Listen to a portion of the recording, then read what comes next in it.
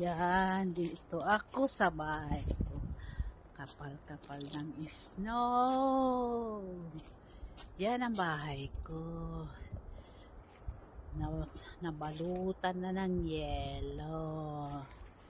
Pero alam mo, sa totoo lang, maganda sana pag yung sandali lang nag-i-snow. Pero hindi ayoko yung matagalan kasi hirap, di ka makalabas eh. Yeah, dito sa labas, papunta sa kalsada. Yan, nandito ako sa gitna na ng kalsada. Grabe. Yan, punta na ng kalsada. Yan, mayroon doon na gano. Yan, ang kalsada.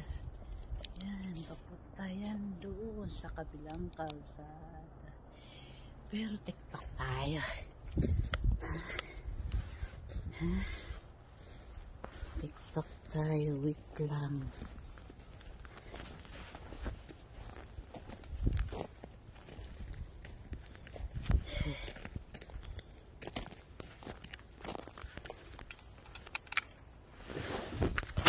Wala ka dito sa lamig, grabe.